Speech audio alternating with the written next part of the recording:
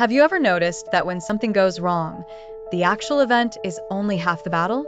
The rest of the day is spent replaying the scene, blaming yourself, and worrying. This is the trap of the second arrow. Now I'm going to show you how a young warrior learned to stop his suffering. A young warrior once came to the Buddha at the edge of a quiet forest. His shoulders were tense, his breath uneven, as if he had been fighting a battle no one else could see. He bowed and said, "Master, I train my body. I follow discipline. I face hardship bravely. Yet my mind feels restless and wounded. Pain follows me everywhere. Teach me how to end suffering."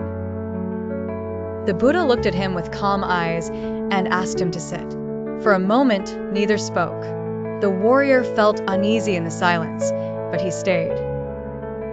The Buddha reached down and picked up a small arrow lying on the ground.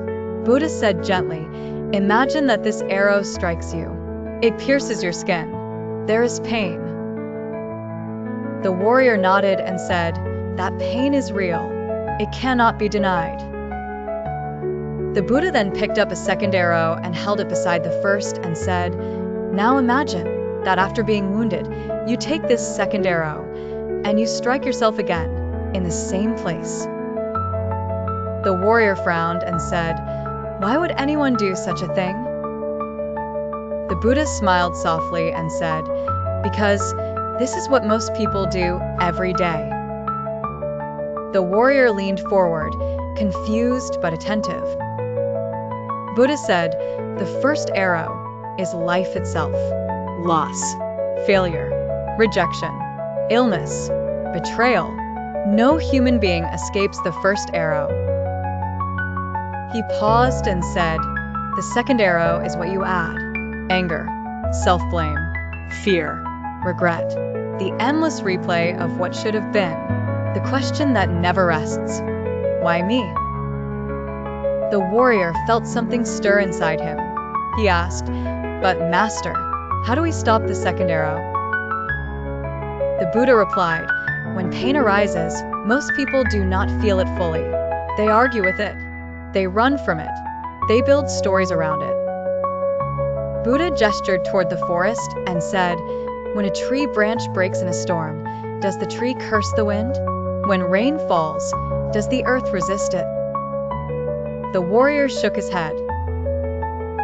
Buddha said, "They respond, but they do not resent what has already arrived." The warrior sat quietly. For the first time, he noticed how often his pain was followed by anger and then by exhaustion. He said softly, "But Master, if I do not resist pain, will I not become weak?" The Buddha looked at him kindly and said, "Strength is not found in tension. Strength is found in clarity. When the mind is calm, pain is just pain. When the mind resists, pain becomes suffering." The warrior lowered his gaze. He saw how often life had struck him once and how often he had struck himself again and again afterward. The Buddha stood and said, "You cannot always stop the first arrow, but you can always choose whether to pick up the second." The warrior bowed deeply. When he rose, his wounds had not vanished, but his burden had, and for the first time in a long while, his mind felt quiet. Lessons from this Buddha's teaching. 1. Pain is a part of life, but suffering is created by resistance. 2.